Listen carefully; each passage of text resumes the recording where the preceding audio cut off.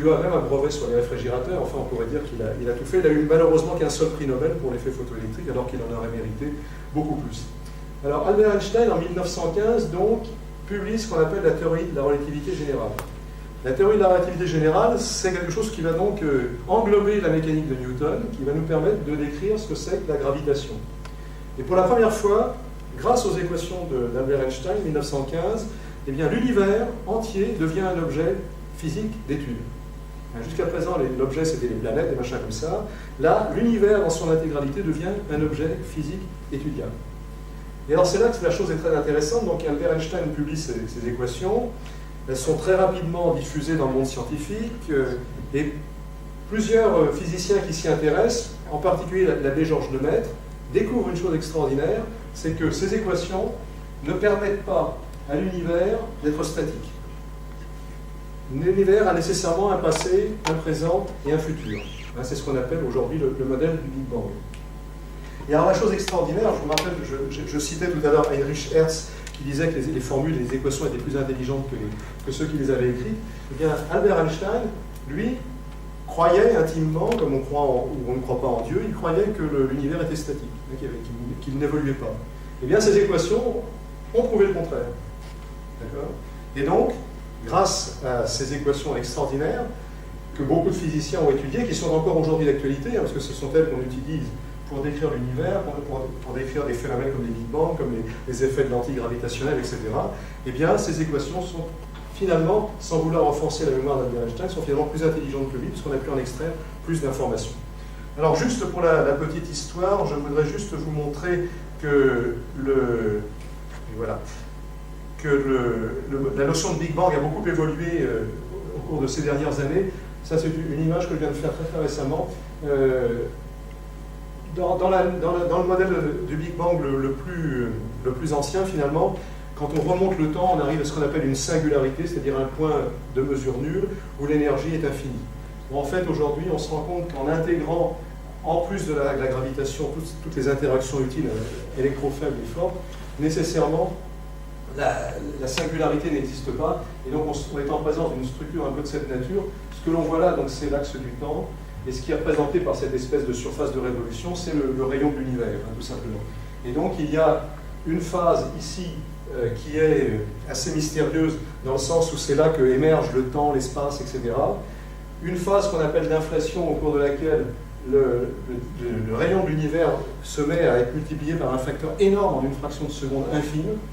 Ensuite, une expansion relativement faible, et puis une accélération de l'expansion, et nous sommes actuellement à peu près dans cette zone-là. Donc, tout ça pour dire que ce sont des choses qui évoluent beaucoup actuellement, et que ce genre de résultat, c'est un résultat qu'on obtient grâce aux mathématiques. Enfin, donc, dernier exemple de prédiction faite grâce aux mathématiques, là on est en 1930, c'est Paul Dirac. Paul Dirac s'intéresse à l'électrodynamique quantique, donc l'électromagnétisme, l'électron, etc.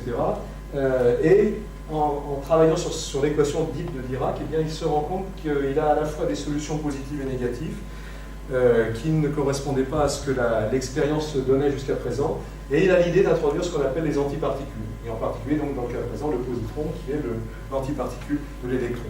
Alors ça, c'est une découverte qui a été faite mathématiquement grâce aux équations par Paul Dirac dans les années 30, et il a fallu attendre ensuite plusieurs années pour vérifier expérimentalement qu'effectivement l'antimatière existait bien. Alors vous savez aussi certainement qu'elle existe en quantité infime, on l'a produit en laboratoire dans les accélérateurs de particules. Et donc, un des défis de la physique d'aujourd'hui, c'est de comprendre pourquoi l'antimatière est aussi peu répandue dans l'univers, mais c'est une autre histoire. On n'a pas vraiment de réponse concrète à cette question. Alors, oui, juste deux remarques importantes, c'est que les prédictions qu'on peut faire grâce aux mathématiques sont souvent contraires à l'intuition, et ça, c'est le cas de la mécanique quantique aujourd'hui. En particulier, vous vous souvenez peut-être d'un débat assez vif qui avait eu lieu entre Niels Bohr et Albert Einstein. Donc c'est un débat qui concernait finalement la notion de réalité et de localité. Et dans les années 60, un mathématicien du CERN, justement, Bell, a démontré un théorème très intéressant. Et il a fallu attendre plus de 20 ans pour qu'Alain Aspect à Orsay réussisse à monter l'expérience qui permettait de vérifier qu'effectivement, dans le cas présent, Albert Einstein se trompait par rapport à Niels Bohr, et qu'effectivement la réalité à toute petite échelle est non locale. C'est-à-dire qu'il y a entre guillemets, des connexions entre des points qui sont éventuellement infiniment espacés les uns des autres, et presque contraire finalement à la relativité restreinte. Donc ça, c'est un point important. Les prédictions qu'on peut faire en mathématiques peuvent être contraires à l'intuition, et ça, Galilée nous y avait préparé. Et d'autre part, en particulier lorsqu'elles sont contraires à l'intuition, il faut que ces prédictions soient réfutables, c'est-à-dire qu'on puisse les confronter à l'expérience. Et ça, tout à l'heure, vous vous souvenez que j'ai parlé d'univers parallèles, etc. Ce sont des expériences qui sont éventuellement extrêmement difficiles à faire. Alors, je continue, donc nous en sommes ici. Alors, regardons un petit peu les interactions entre le mathématicien et le physicien. Alors, première remarque naïve, c'est que l'honnête homme de Montaigne n'existe plus. Il fut un temps où on pouvait tout connaître en mathématiques, en physique, en philosophie, etc. Aujourd'hui, malheureusement, c'est tout à fait impossible. Même dans les mathématiques, on ne peut pas tout connaître. On est spécialiste d'un domaine pointu, des ensembles, l'arithmétique, ou ce que vous voudrez, mais on ne sait pas tout, malheureusement. D'autre part, le physicien, donc, comme je le disais tout à l'heure, décrit mathématiquement ses observations, et de temps en temps, il va poser des problèmes, émettre des conjectures, et quelquefois, malheureusement, ces conjectures, ces problèmes soulevés sont trop délicats pour lui. Et donc, à ce moment-là, il doit faire appel aux mathématiciens. Alors, je vais vous donner, si vous le voulez bien, un exemple concret qui remonte aux années 80, donc des expériences qu'on avait faites avec des collègues, en particulier Bernard Sapoval au laboratoire de la physique de la matière condensée de l'école polytechnique. Donc, ces physiciens travaillaient à l'époque sur un sujet très important qu'on appelle la diffusion.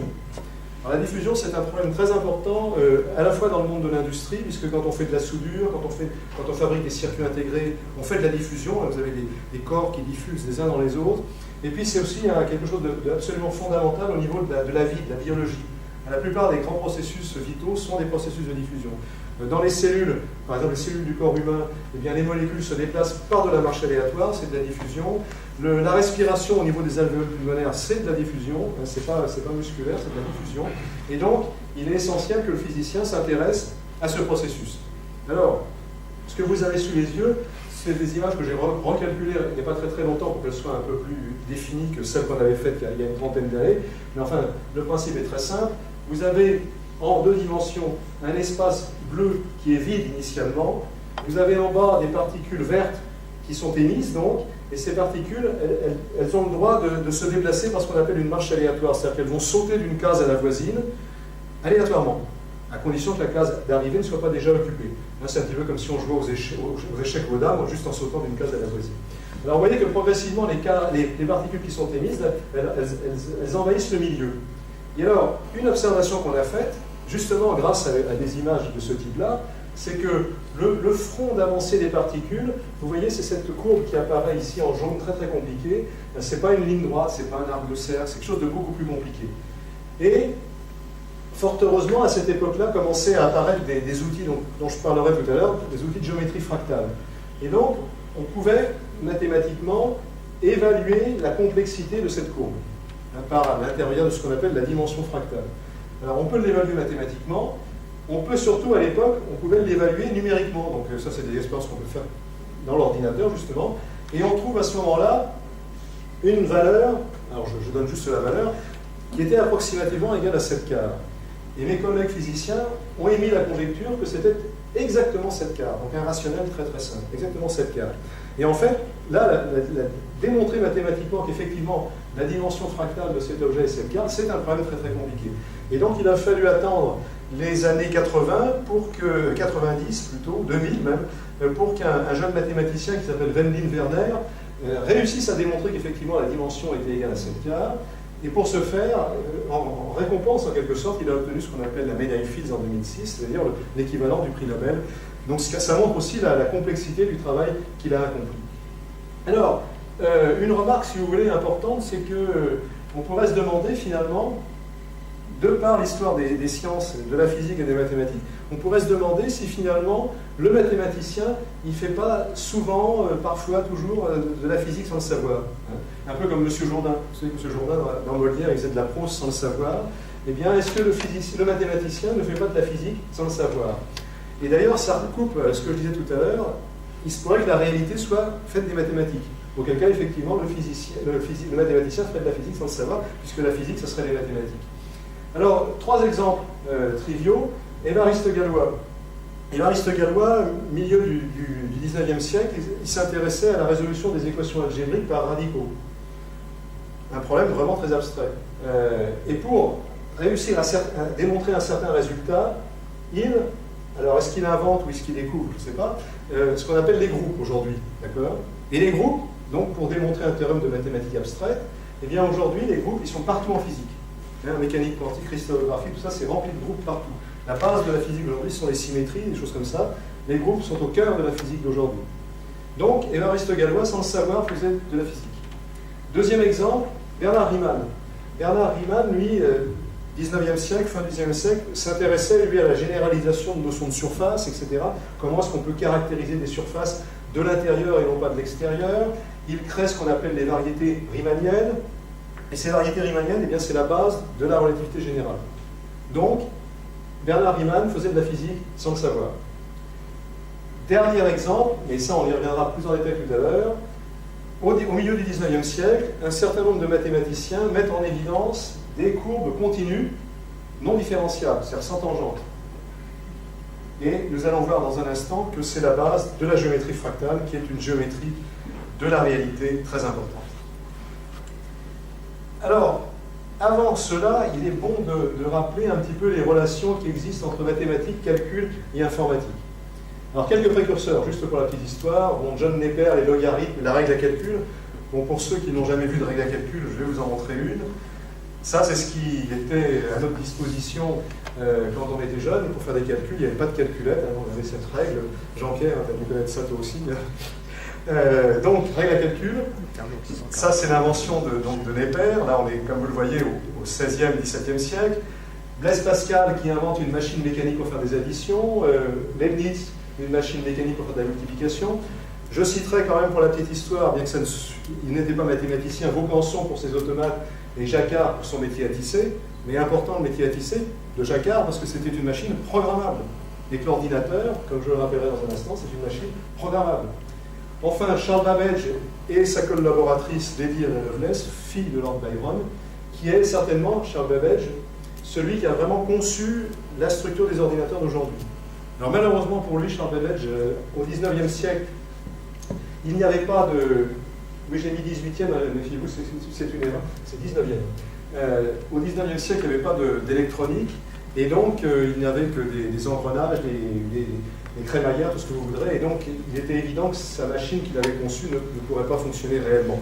Mais ça n'empêche qu'il avait déjà la notion d'unité centrale, de mémoire, de programme, etc.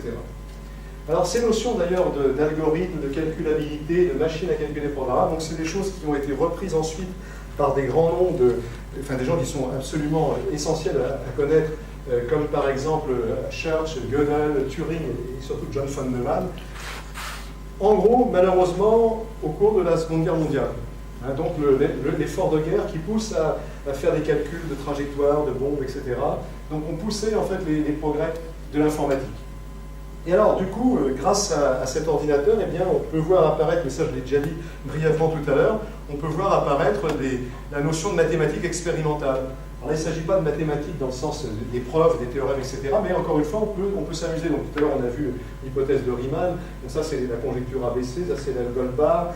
Ça, c'est des problèmes de répartition de points sur une boule de golf, une balle de golf. Et puis, un exemple très classique, c'est les automates cellulaires. Je vais vous en montrer un exemple. Automates cellulaires, c'est quelque chose qui a été imaginé par John Conway et inspiré par John von Neumann. Il s'agit de se donner des populations de particules dans un espace abstrait, puis des règles de vie et de mort, puis de voir ce qui se passe. Et ce qui est très intéressant dans ces simulations, c'est donc justement ça nous inspire au niveau des mathématiques et de la physique, mais aussi ça nous révèle une leçon très importante, c'est que du simple peut émerger le complexe. Et donc c'est un petit peu peut-être le secret de la vie, si vous voulez. Donc les mathématiques expérimentales grâce à l'ordinateur. Alors, évidemment les ordinateurs vont nous permettre, et ça c'est vraiment anecdotique, de faire du traitement de texte pour préparer les articles de mathématiques, les thèses, etc. Ça va nous permettre de faire, et ça commence à être utilisé, des démonstrations assistées par ordinateur. Donc il ne s'agit pas que l'ordinateur démontre tout seul de sa propre initiative des théorèmes, mais qu'il nous aide, par exemple, à vérifier la cohérence logique de nos démonstrations. Donc c'est des choses qui se font. Je vous rappelle par exemple qu'un des grands exemples, c'est ce qu'on appelle la démonstration du théorème des 4 couleurs, qui a été fait justement en partie grâce à des calculs faits sur ordinateur. Mais un point très important, c'est de noter que depuis la naissance finalement de l'ordinateur d'aujourd'hui, donc dans les années 40, au moment de la Seconde Guerre mondiale, eh bien, les progrès accomplis ont été absolument considérables. Et donc ce que vous avez sous les yeux, pratiquement grandeur nature, un peu plus petit en réalité, ce que vous avez, c'est un ordinateur qui a été acheté à l'École polytechnique en 1972. Et bien cet ordinateur, donc vous voyez, il est un peu plus petit, il faisait à peu près 2 mètres de haut. Vous avez ici l'unité centrale, 32 000 octets de mémoire centrale. Et puis ici, vous aviez 2 disques superposés. Alors je vais vous montrer l'un des disques, avant de vous indiquer sa capacité. Voilà le disque, il est dans cette enceinte fermée, bien évidemment, 500 000 octets. C'est-à-dire que vous stockez là-dessus, aujourd'hui, l'équivalent d'une image JPEG, ce qui n'est pas vraiment beaucoup. Entre parenthèses, ça n'empêchait pas de travailler, puisque, à titre d'exemple, ça c'est certainement les premières images de télévision en couleur qui soient sorties d'un ordinateur, donc dans les années 70. Bon, on pouvait quand même travailler, vous voyez, mais bon, ça n'empêche que ce n'était pas trivial, puisqu'à l'époque, l'interaction avec l'ordinateur ne se faisait pas avec la souris, touchpad, etc. Non, ça se faisait avec des rubans perforés ou des cartes perforées. Alors, il fallait faire des petits trous dans des rubans, dans des bouts de papier, et faire lire par l'ordinateur. C'était toute une préhistoire. Mais encore une fois, on arrivait à travailler avec ces machines. Alors, si vous voulez, une remarque avant de passer à la suite, c'est que aujourd'hui, finalement, l'ordinateur, il joue un rôle essentiel en mathématiques et en physique, mais peut-être un rôle trop important.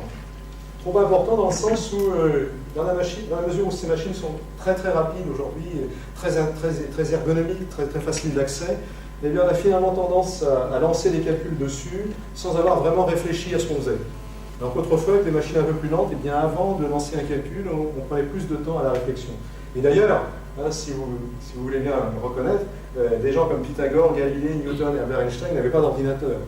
Et ça ne les a pas empêchés de faire de la physique de très très haute qualité. Alors, tout ça, ça nous amène finalement à une notion récente que j'appelle l'expérimentation virtuelle. Et cette expérimentation virtuelle, ça va être le mariage finalement des mathématiques, du calcul et de la représentation, de la mise en image.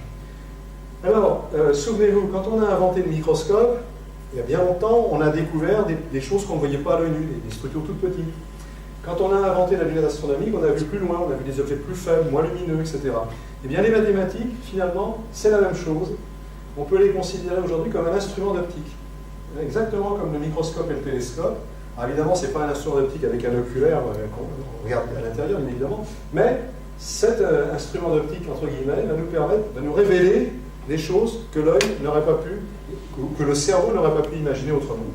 Alors si vous le permettez, je vais vous montrer un exemple, une expérience que moi j'ai faite il y a quelques années, et qui est la suivante.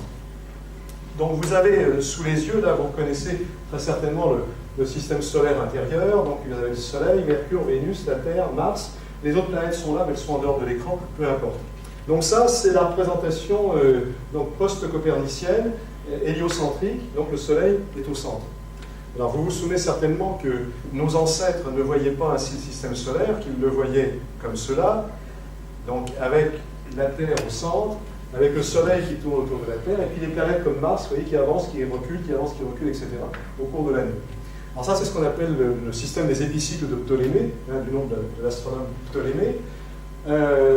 Notez qu'entre parenthèses que du temps des Grecs, il y avait un Grec qui s'appelait Aristarque de Samos, qui avait compris que c'était certainement pas ça la bonne représentation du système solaire. Mais malheureusement, son idée n'a pas prise, parce que je pense qu'il n'avait tout simplement pas les outils mathématiques pour formuler la bonne représentation. Donc ça, c'est le modèle qui nous vient des Grecs, des épicycles de Ptolémée, et il a fallu attendre en fait les observations de Tycho Brahe et puis l'intuition de Copernic pour se rendre compte que ça n'était pas la bonne représentation. Malgré tout, il ne faudrait pas considérer que cette représentation soit ridicule, pour une raison très simple, c'est que, effectivement, de considérer la Terre immobile et au centre de l'univers, ça correspond bien à l'observation. Puisqu'actuellement, nous semblons être immobiles, sauf moi qui suis en train de marcher, mais enfin, nous semblons immobiles, et fort heureusement que nous semblons être immobiles, parce que je vous rappelle que si on fait la somme de tous les mouvements auxquelles nous sommes confrontés, soumis, depuis la rotation de la Terre jusqu'au mouvement cosmologique, on est en gros actuellement en train de se déplacer à peu près à 1000 km à la seconde. Donc il est heureux qu'on sente la Terre comme étant immobile. Que le Soleil tourne autour de la Terre, c'est la réalité. Quand on regarde le ciel, on voit effectivement le Soleil qui tourne de la Terre. Et puis des planètes qui rétrogradent, comme Mars, oui, c'est ce qu'on voit dans le ciel. Donc cette représentation, elle est la bonne à un certain moment. Mais comme je le disais tout à l'heure, les progrès dans les observations, dans les moyens d'observation, ont montré qu'il y avait d'autres corps dans le système solaire qui ne s'intégraient pas à cette mécanique. Et donc, il a fallu Copernic pour renverser un petit peu la situation. Alors, donc, révolution copernicienne, l'inconvénient de la révolution copernicienne, évidemment, c'est que la Terre, je remonte l'image précédente, c'est que la Terre, eh bien, elle a perdu, excusez-moi, je vous remonte la même, révolution copernicienne, disais-je, l'inconvénient, c'est que la Terre a perdu son statut d'objet central. L'objet central, c'est le Soleil. Et comme vous le savez certainement, il y a eu après d'autres révolutions coperniciennes, puisque on s'est rendu compte que le Soleil n'était pas immobile, en fait, que c'était une étoile parmi beaucoup d'autres dans la galaxie. On s'est rendu compte ensuite que la galaxie n'était pas unique, il y avait d'autres galaxies en un nombre énorme. Et puis, comme je l'ai très brièvement dit tout à l'heure, notre univers, finalement, n'est peut-être pas le seul. Donc, révolution copernicienne après révolution copernicienne, on est vraiment ramené à peu de choses. Alors, l'expérience virtuelle que moi j'ai faite il y a quelques années, c'est la suivante. Je me suis demandé, si vous voulez, comment on verrait le système solaire si nous habitions non pas sur la Terre, mais sur une autre planète. Et de préférence, une planète dont la trajectoire soit différente des autres planètes. Alors, revoici le système solaire, le plan de l'écliptique, Pluton. Je vous rappelle que Pluton n'est plus depuis quelques années considéré comme une planète principale, enfin peu importe. Et puis, justement, grâce aux mathématiques et à l'ordinateur, eh bien, je peux rajouter une planète dans le système solaire. Donc voilà, l'expérience virtuelle, ça va nous permettre de faire des expériences qu'on ne pourrait pas faire autrement. Donc, je peux, grâce aux mathématiques et à l'ordinateur, rajouter une planète dans le système solaire. Je la rajoute proprement, c'est-à-dire qu'elle a la masse et la vitesse qui correspondent à ce qu'il serait si cette planète existait. Et ce que je regarde ensuite, ce que je calcule ensuite, eh bien, c'est la vue du système solaire qu'ont les habitants de cette planète. Et voilà ce qu'ils observent. Et donc, vous voyez qu'ils observent des trajectoires beaucoup plus compliquées que les rétrogradations de Mars tout à l'heure, parce qu'on a des structures tridimensionnelles qui semblent tout à fait apériodiques. À part le Soleil qui a une trajectoire relativement régulière, les autres planètes font à peu près n'importe quoi. Donc, je vais vous montrer une petite synthèse de tout cela. Voilà quelques vues du système solaire vues depuis quelques planètes comme ça qui n'existent pas. Et vous voyez que les choses sont extrêmement compliquées. On n'a pas le sentiment, si vous voulez, alors que les planètes continuent à décrire approximativement leurs ellipses, eh bien on a le sentiment qu'elles décrivent elles sont dans des circonstances beaucoup plus compliquées, alors qu'encore une fois, elles ne font que décrire des ellipses. Entre parenthèses, c'est juste un mouvement de composition de mouvement, c'est rien de plus. C'est un petit peu comme quand il neige, que vous êtes en voiture, vous avez l'impression que la neige se précipite sur le pare-brise, c'est tout simplement ce que vous vous déplacez par rapport à la neige. Donc là, c'est la même chose, on se déplace par rapport à des corps qui se déplacent eux-mêmes, et donc ça donne ce genre de choses. Alors, donc, grâce à l'ordinateur et aux mathématiques, donc je peux faire ce genre de calcul et de représentation, et les conséquences en particulier sont nombreuses, puisque ça pose des questions de nature philosophique, voire religieuse, puisqu'on peut s'interroger en regardant ces images sur la nature de la science et de la philosophie et des religions qui auraient pu naître de populations qui habiteraient sur ce genre de planète. Et ça, je vous laisse le soin d'y réfléchir. Alors, je voudrais donc parler, j'ai déjà dit deux mots de la chose, de la géométrie fractale. Je voudrais en parler tout simplement parce que c'est un exemple important d'une grande découverte, d'une nouvelle branche des mathématiques qui a été faite assez récemment sous l'impulsion et le génie de Benoît Mandelbrot. Alors malgré tout, il faut faire un petit peu d'histoire parce que je l'ai brièvement rappelé tout à l'heure, mais au milieu du 19e siècle, on assimilait un peu deux choses, ce qu'on appelle la continuité et la différenciabilité. Donc vous voyez, si j'ai un crayon et un papier, donc je dessine une courbe comme ça sur le papier, et donc on dit cette courbe elle est continue parce que je n'ai pas levé le crayon. C'est une notion intuitive, c'est formalisé bien sûr, mais là c'est une notion intuitive. Donc si j'ai réussi à tracer cette courbe, eh bien en chacun des points de la courbe, je peux tracer une tangente. D'accord ? Donc c'est ça qu'on appelle continuité et différenciabilité. Et voilà qu'au milieu du 19e siècle, vous avez un certain nombre de mathématiciens qui ont exhibé des courbes qui étaient continues, mais qui n'étaient pas différentiables, c'est-à-dire qu'elles n'avaient de tangente en aucun point. Alors évidemment, si elles sont continues et qu'elles n'ont pas de tangente, on ne peut pas les dessiner. Parce que si je pouvais les dessiner, elles auraient des tangentes. Mais ce n'est pas grave, on peut quand même les imaginer mathématiquement. Alors je vais vous donner un exemple d'une telle courbe, c'est celle-ci. C'est ce qu'on appelle la courbe de Foncor. Alors les courbes, les objets fractales en général et ces courbes en particulier, on les définit donc d'une manière itérative. On donne une règle de construction qu'on va appliquer, réappliquer, etc. Qu'on doit réappliquer en toute logique une infinité de fois, mais ça n'est pas possible bien évidemment. Donc ce qu'on va montrer, en général, ce sont des approximations. Mais ça ne doit pas vous choquer parce que c'est un procédé assez commun. Par exemple, quand on parle de pi, bon là voilà par exemple 100 000 décimales de pi, vous voyez, 100 000 décimales de pi c'est beaucoup, mais ça n'est pas pi, c'est juste une approximation.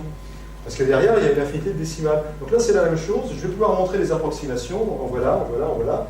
Mais l'objet final, à la limite, je ne le connais pas. Mais entre parenthèses, il ressemblerait beaucoup à ce qui est en haut et à droite. Alors, comment est-il défini? Comment est-elle définie, cette courbe? Eh bien, tout simplement en prenant un segment initial, en plaçant au tiers central un triangle équilatéral, en effaçant la base, et c'est tout. Donc la règle de construction, vous voyez, je remplace un segment par 4 petits segments. Un grand segment par 4 petits segments. Et cette règle de construction, eh bien, je vais la répéter. Je vais la répéter maintenant sur les 4 segments rouges. Et ça va me donner la courbe magenta. Et puis je vais la répéter sur tous les segments magenta, ça me donne le vert, etc. Alors, ces objets-là qui vous paraissent monstrueux, et d'ailleurs, c'est Charles Hermite qui disait qu'il considérait ces objets comme une plaie lamentable qu'il regardait avec effroi. C'est pour vous montrer l'aspect monstrueux de ces objets. Et donc, ces objets paraissaient sans intérêt, ni au niveau mathématique, et encore moins au niveau de la physique.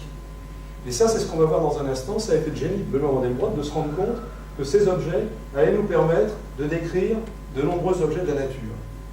Alors, vous pourriez vous demander, dans ces conditions, quel est le rapport entre cet objet et la nature? Alors, par exemple, on pourrait dire que cette approximation ressemble un peu à une montagne. Donc on peut se dire, intuitivement comme ça, que ce genre d'objet va peut-être nous permettre de décrire les montagnes. C'est ce qu'on verra dans un instant. Mais il y a surtout 2 propriétés importantes qu'on voit dans cette image, sur cet objet. C'est d'une part ce qu'on appelle l'homothétie interne ou l'autosimilarité. Ici, par exemple, vous avez 4 petits détails violets. Ici et là. Et ces 4 petits détails violets sont identiques aux grands détails rouges. Puis on peut faire cette remarque à toutes les échelles. Donc, cette courbe se contient elle-même en quelque sorte. Alors, rapport avec la réalité, eh bien, vous allez dans la nature, vous prenez un arbre comme un chêne. Vous prenez la plus grosse branche et vous la mettez par terre. Si tant est que la chose soit facile à faire. Vous la mettez par terre, qu'est-ce que vous avez? Vous avez un chêne un peu plus petit. Et puis sur ce chêne un peu plus petit, vous prenez une branche un peu plus petite, vous la mettez par terre, etc. Vous avez comme ça des arbres de plus en plus petits. Donc, un arbre, comme un chêne, se contient lui-même. Deuxième propriété qu'on voit sur cet exemple, c'est la chose suivante.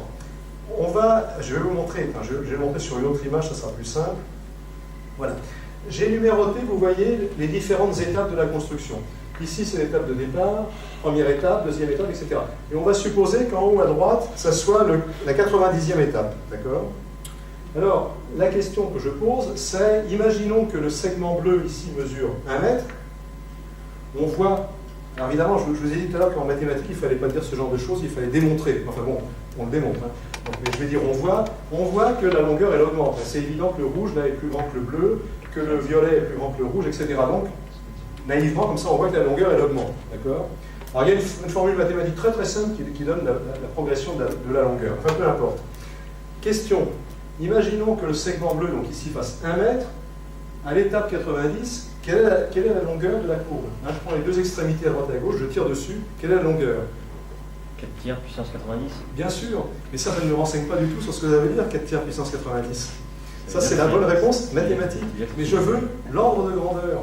Et ça, entre parenthèses, c'était l'intérêt de la règle à calcul qu'on a vu tout à l'heure. Parce que quand on utilisait le montant des règles à calcul, il fallait avoir dans sa tête l'ordre de grandeur.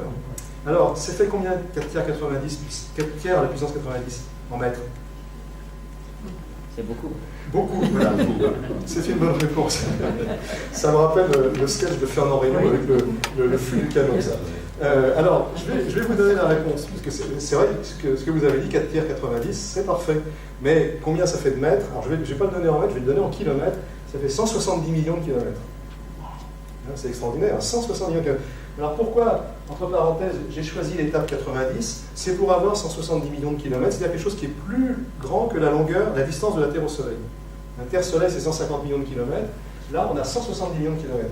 Donc vous voyez, en partant d'1 mètre de longueur, en rajoutant des pointes de plus en plus nombreuses, mais de plus en plus petites, j'obtiens un truc qui fait 170 millions de kilomètres.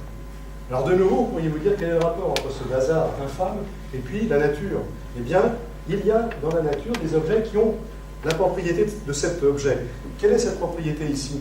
Vous voyez que ici, donc, à la limite, parce que si on prend la formule que vous disiez tout à l'heure, la 4 tiers puissance 90, à l'infini, la longueur est infinie. D'accord? Donc, vous avez ici, dans cette boîte ici, qui est de dimension finie, puisqu'elle fait en gros 1 mètre par 1 mètre, j'ai une courbe qui a une longueur infinie. Eh bien, dans la nature, vous avez des objets de cette nature. Approximativement, parce que la nature, elle ne connaît pas l'infini. Eh bien, un exemple d'un tel objet, ce sont les alvéoles pulmonaires. Les alvéoles pulmonaires, elles résident dans un volume très, très faible, moins d'1 litre. Et si vous les mettez à plat sur le sol, vous avez, suivant les individus, entre 100 et 200 mètres carrés. Donc vous arrivez, grâce à ces structures extrêmement recroquevillées sur elles-mêmes, à mélanger à la fois des propriétés finies et infinies. Ici, surface finie, longueur infinie. En ce qui concerne les alvéoles pulmonaires, volume fini, surface infinie. D'accord ?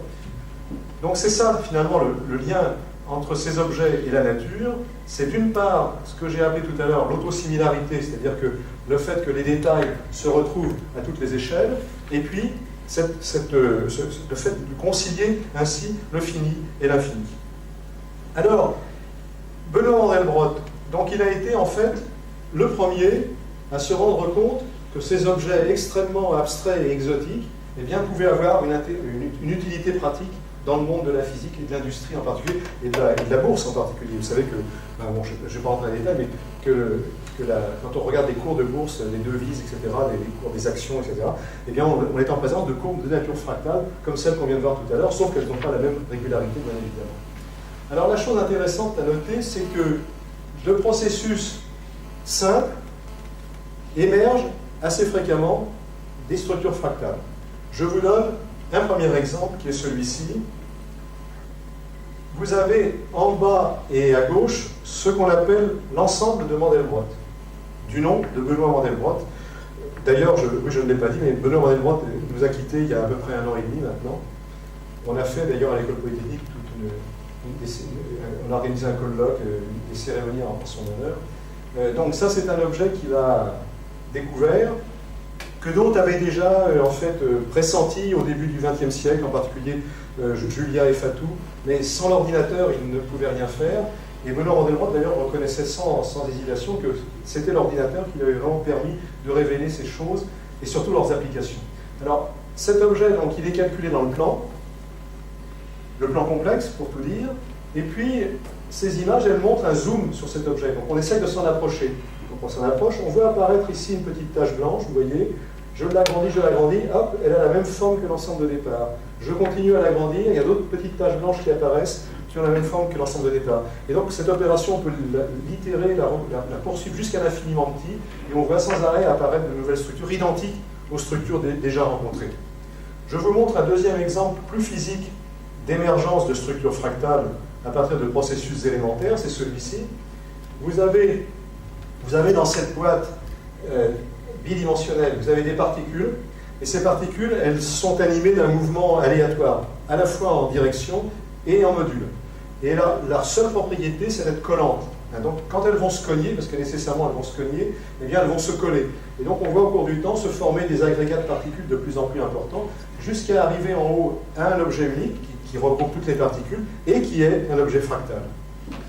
Autre exemple de telle émergence, tiens, je peux vous montrer celui-là. Tout à l'heure, on a vu la diffusion. Donc, ce qu'on a ici, c'est un agrandissement de ce que j'ai appelé la frontière de diffusion tout à l'heure. Et donc, on voit de nouveau apparaître cette courbe fractale, extrêmement tortueuse, et encore une fois, qui a une grande dimension fractale, c'est-à-dire qu'elle a la tendance à remplir le plan. Mais ce n'est pas là que je voulais en venir, je vais plutôt vous montrer cet exemple parce qu'il est très intéressant. La géométrie fractale, elle va donc nous permettre de décrire des phénomènes naturels comme l'érosion des côtes et de comprendre comment les structures fractales émergent de processus élémentaires. Alors ça, c'est un modèle qui est dû à Bernard Saboval et à ses collaborateurs qui ont travaillé sur ce sujet. Les deux hypothèses de travail, elles sont simples. La première, c'est que la dureté de la Terre n'est pas uniforme. Il y a des zones qui sont plus dures que d'autres qui sont moins dures que d'autres. Et puis, la force, en quelque sorte, la force d'attaque de la mer, on va dire qu'elle est proportionnelle à la longueur de la côte. Donc, dans ce genre d'études mathématiques et informatiques, on part d'une côte qui est tout à fait rectiligne, donc elle est la plus courte possible, donc la mer est la plus virulente possible, et progressivement, eh bien, elle va attaquer les zones les plus friables, donc elle va rentrer dans la Terre. Et ainsi, progressivement, la longueur va augmenter, jusqu'à arriver finalement à une valeur limite, où il y a un équilibre, finalement, entre la résistance et l'attaque. Et on arrive donc à ce genre de structure, et que vous pouvez le voir, elle correspond tout à fait aux structures qu'on observe sur les côtes naturelles, par exemple celle de la Bretagne. Alors, voilà. On a l'habitude, si vous voulez, de distinguer deux types de géométrie fractale. Une première géométrie fractale dite déterministe, et l'ensemble de Mandelbrot relève de cette partie. Donc c'est une géométrie fractale où le hasard n'intervient pas. Ce sont des calculs purs et durs, sans hasard. Malgré cela, on voit apparaître des structures qui sont déjà extrêmement intrigantes et naturelles. Ça, c'est un objet que j'ai calculé dans un espace à 8 dimensions, donc on ne voit pas l'objet entier, on n'en voit qu'une section très appauvrie, mais ça n'empêche qu'on voit apparaître des structures extrêmement naturelles. Alors, on a un peu l'impression, si vous voulez, d'être dans une caverne, voir des stalactites, des stalagmites, etc., ou d'être sous la mer, je ne sais pas. Mais en tout cas, on a du mal à imaginer que le hasard n'intervienne pas, mais non, il n'y a pas de hasard dans cette représentation, dans ce calcul. Mais évidemment, là où la géométrie fractale va être la plus intéressante, c'est dans le domaine non déterministe, c'est-à-dire là où le hasard va intervenir. Alors vous vous souvenez tout à l'heure, en montrant la courbe de Foncor, je vous disais, cette espèce de triangle rouge, bon, ça ressemble un peu à une ligne de crête de montagne. Et on se sentait bien que si on rajoutait un peu de hasard, on arriverait à faire quelque chose d'un peu plus régulier, un peu plus irrégulier, un peu plus naturel. Et c'est vrai, donc voici quelques exemples d'objets mathématiques qui ressemblent beaucoup à des phénomènes naturels. Donc vous avez une montagne, de la végétation, de la brume, des nuages. Mais ça, encore une fois, ça n'est qu'un objet mathématique.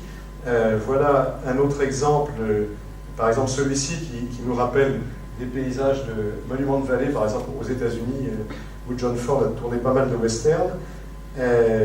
Voici un autre exemple plus compliqué qui ressemble beaucoup à la surface de la Lune.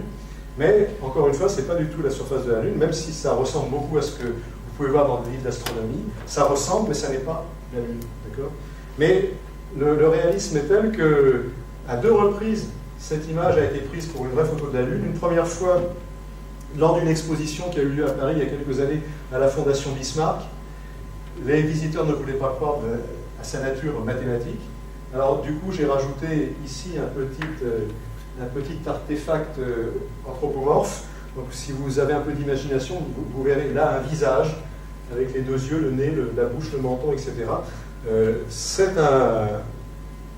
un fragment d'un tableau de Botticelli qui est à Florence, qui s'appelle Le Printemps. Donc ça, c'est le personnage qui s'appelle Flore dans Le Printemps. Donc Botticelli doit être en train de se retourner dans sa tombe. Mais enfin bon, c'était juste pour signer le côté artificiel mathématique de l'objet. Et récemment, cette image m'a été demandée par le président de la Société mathématique de France, qui émettait des doutes, voyez, lui aussi, sur l'aspect mathématique, mais je vous certifie qu'il en est ainsi. Hein. Alors, si vous voulez, avant que la géométrie fractale existe, on avait à notre disposition, pour faire de la physique, on avait la géométrie euclidienne, par exemple, ou les géométries non euclidiennes, mais ça n'empêche qu'avec ces géométries, on ne pouvait pas répondre à des questions simples, comme quelle est la forme d'un nuage. Et bien, grâce à la géométrie fractale, on a maintenant la possibilité de décrire mathématiquement ces objets et donc de leur donner une forme. Et donc le nuage que vous avez sous les yeux, ce n'est pas un vrai nuage, hein, c'est un objet fractal. Alors ça permet, ces méthodes-là, ça c'est des choses que j'ai développées là, il y a quand même quelques années maintenant, qui permettent d'aller beaucoup plus loin encore parce que, d'une part, on n'est pas limité à faire des calculs dans des espaces à 3 dimensions, on peut faire des calculs dans des espaces à 4 dimensions, voire plus. Et ça en particulier, ce que vous avez sous les yeux, on peut le voir comme un film. C'est-à-dire que vous avez le soleil qui se lève et puis des nuages qui passent dans le ciel, mais c'est en même temps un objet à 4 dimensions. Donc un objet fractal à 4 dimensions, et en faisant ensuite des coupes le long d'un axe, perpendiculairement à un axe, eh bien on obtient cette évolution temporelle. Mais encore une fois, ça c'est un objet mathématique. Une chose très intéressante, je crois, à noter, c'est que finalement, pratiquement tous les objets que vous avez sous les yeux actuellement, à l'exception de celui-là qui est un peu particulier, et aussi de celui-ci, les autres correspondent au même modèle mathématique. C'est ça qui est très intéressant, c'est que c'est le même, finalement c'est le même objet mathématique. Alors ça peut vous paraître très étonnant parce que les apparences sont très différentes, mais finalement ça n'est pas très différent de... Si je prends cet objet par exemple, qui est un objet simple géométrique, si vous le regardez dans l'axe, vous voyez un cercle, puis là vous voyez un trapèze. Et donc suivant le point de vue, je vois des formes géométriques très différentes. Alors on peut imaginer qu'avec des objets plus tordus que celui-là, dans des espaces de plus haute dimension, on soit dans les mêmes conditions. Et donc effectivement, tous les objets que vous avez ici, c'est le même objet mathématique. Et donc c'est en changeant de point de vue, c'est en changeant des paramètres qu'on voit émerger telle ou telle structure. Mais là derrière, vous avez un seul objet mathématique. Donc ça c'est une notion essentielle à retenir. Alors, juste une dernière remarque avant de passer. Ce qui expliquerait l'univers, justement, parce que c'est... Éventuellement. C'est pas le cas dans le cas présent, mais ça peut donner une idée de compréhension de la notion de multivers, effectivement. Mais en tout cas, si vous voulez, une dernière remarque avant de passer à la suite, c'est qu'on pourrait dire que la science et la réalité, c'est peut-être la fractale ultime. Parce que finalement, quand on regarde l'histoire des sciences, on a vu qu'elles, sans arrêt, nous étaient révélées de nouvelles structures. Structure de molécules, atomes, particules élémentaires, etc. Et ça peut-être sans fin. Et donc peut-être que finalement la structure de la réalité et de la science, c'est un fractal. Et ça c'est une interrogation. Mais en tout cas, il faut se souvenir d'une chose. Je ne sais pas si vous connaissez cette anecdote, mais Lord Kelvin, qui était un grand physicien, mais qui était un peu étrange par moments, avait excusez-moi, c'est la deuxième erreur de date que je vois dans mes transparents. C'est pas 20e siècle, il faut dire, c'est 19e siècle. À la fin du 19e siècle, Lord Kelvin avait fait une remarque qui a posteriori